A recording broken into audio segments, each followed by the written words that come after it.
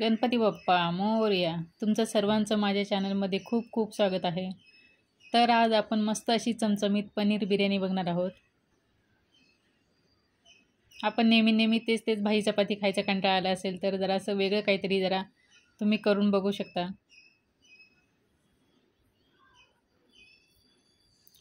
माझ्या पद्धतीने तुम्ही करून बघा.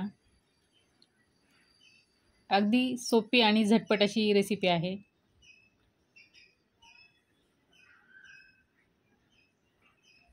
खायलाही खूप सुंदर लागते. चला तर आपण आता बनवायला सुरुवात करूया. त्यासाठी प्रथम इथे मी एका बाउलमध्ये साधारण अर्धा किलो बासमती मोठा राईस आहे तो घेतलेला आहे. तो आपण छान आता 3-4 पाण्याने स्वच्छ धुवून घ्यायचा आहे. ते सर्व पाणी आपल्याला खराब पाणी काढून टाकून स्वच्छ पाणी घेऊन त्यामध्ये साधारण आपल्याला 1.5 तास कमीत कमी 1 तास पाण्यामध्ये भिजत ठेवायचं आहे.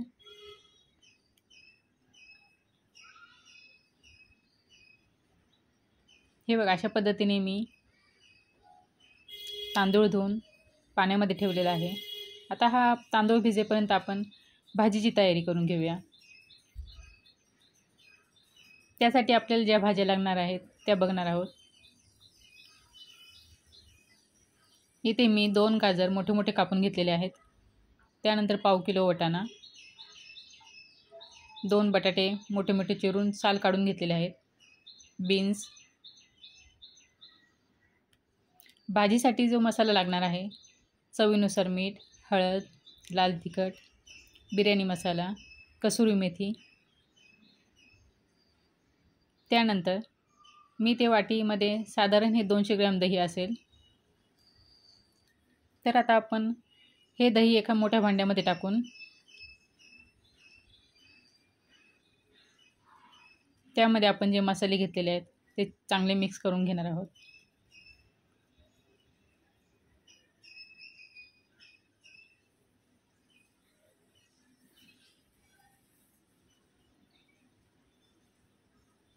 अशा पद्धतीने केल्यामुळे भाजी खूप छान टेस्टी आणि खमंग लागते. हे बघा अशा पद्धतीने मिक्स करून घेतलेलं आहे. आता ह्याच्यामध्ये आपण सर्व त्या भाज्या घेतलेल्या आहेत त्या सर्व टाकून घ्यायच्यात.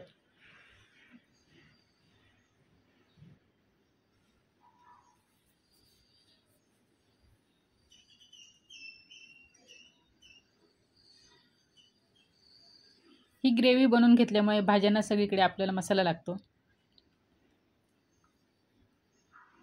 हे आता चांगलं मिक्स करून घ्यायचे. मिक्स करून झाल्यावर साधारण आपल्याला 10 मिनिटे ठेवायचं. तोपर्यंत आपण बाकीची तयारी करून घेऊया. इथे प्लेटमध्ये साधारण मी 4 कांदे उभे चिरून घेतलेले आहेत मोठे मोठे. थोडंसं मीठ टाकून घ्यायचे. हा आता कांदा आपल्याला तळून घ्यायचा आहे भाजीसाठी. मीठ टाकल्यामुळे खूप कुरकुरीत कांदा तळला जातो. इकडे मी तेल तापायला ठेवलेलं आहे. तेल तापल्यानंतर हा कांदा आपल्याला थोडं थोडं टाकून तळून घ्यायचा. कांदा तळताना मंद आचेवरती गॅस ठेवायचा. तो अधूनमधून हलवत राहायचा म्हणजे करपला जाणार नाही. हे बघा अशा पद्धतीने मस्त ब्राऊन कलर आलेला आहे. जास्त लालसर पण नाही करायचा. आता आपण काढून घेऊया.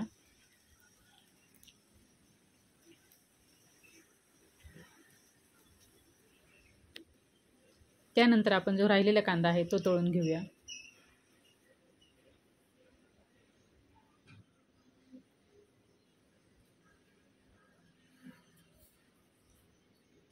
आपला सर्व कांदा तळून झालेला आहे.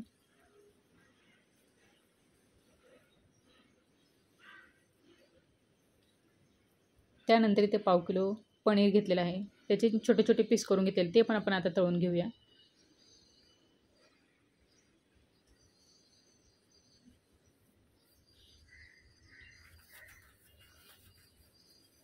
पनीर आपल्याला जास्त लालसर नाही करायचे. पनीर तळेपर्यंत इकडे मी साईडला पाणी गरम करायला ठेवलेलं आहे आपल्याला राईस शिजून घेण्यासाठी.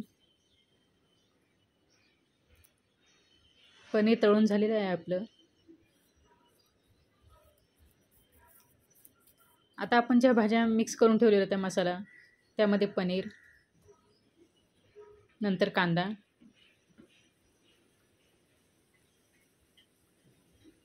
हे टाकून सर्व आपल्याला मिक्स करून घ्यायचे.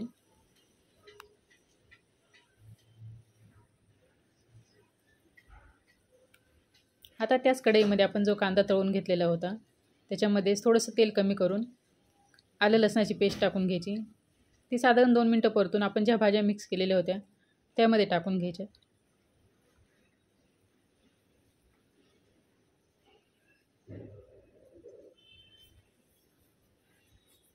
आता हे सर्व छान परतून घ्यायचे.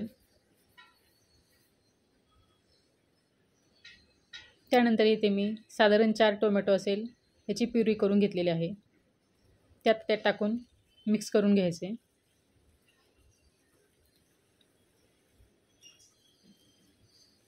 आपण ते मसाल्यामध्ये दही टाकल्यामुळे त्याला छान ग्रेव्ही तयार झाली आहे. आता ह्या ग्रेव्हीमध्ये आपण साधारण 10 मिनिटे ही भाजी शिजवून घेणार आहोत.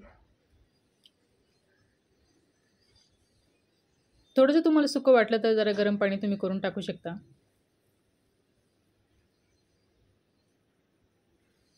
इकडे पाण्याला उकळी आलेली आहे. आता थोडंसं तेल टाकून नंतर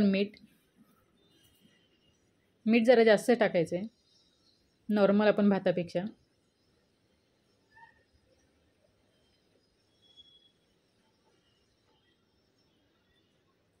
त्यानंतर आपण जो तांदूळ भिजून ठेवला होता तो छान चाळणीमध्ये काढून ते पाण्यामध्ये टाकून घ्यायचा.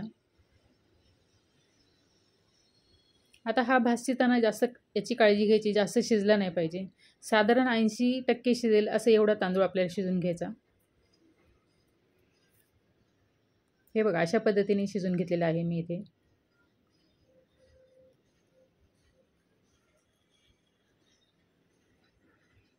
जास्त शिजला गेला की बिर्याणी चिकट होते. आपली भाजी शिजून झालेली आहे. आता छान तो तांदूळ आपण चाळणीमध्ये काढून ते भाजीवरती टाकून घेऊया.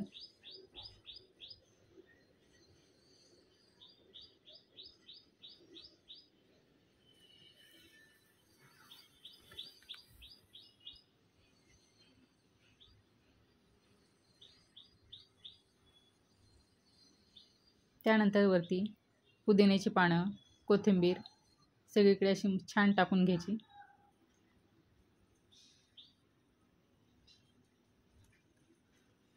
त्यानंतर मी ते थोडंसं दुधामध्ये केशर टाकून घेतलेलं आहे. मी फूड कलर न वापरता केशर वापरलेलं आहे इथे. त्यानंतर आपण जो कांदा तळून घेतला त्यातलं थोडं ठेवलेला,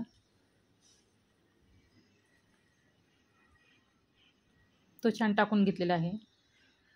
मस्त आता पनीर ठेवून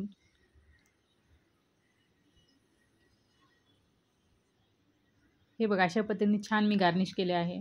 आता आपण याला दम देणार आहोत साधारण 10 मिनिटे. मस्त याला फॉईल पेपरने कवर करून घेऊया. तुमच्याकडे फॉईल पेपर नसेल तर काही हरकत नाही, एखादं घट्ट झाकण ठेवून वरतून जड वस्तू ठेवून छान 10 मिनिटं वाफ घेऊन केली तरी काही हरकत नाही. हे बघा आपली 10 मिनिटं झालेली आहे. झाकण काढून बघूया. हे बघा आपल्या बिर्याणीला मस्त दणदणीत अशी वाफ आलेली आहे. बिर्याणीला आपल्या कलर पण खूप छान आलेला आहे. मस्त अशी सुटसुटीत बिर्याणी आपली खाण्यासाठी रेडी आहे. अशा पद्धतीने तुम्ही करून बघा. आवडल्यास शेअर करा, सबस्क्राईब करायला विसरू नका. धन्यवाद.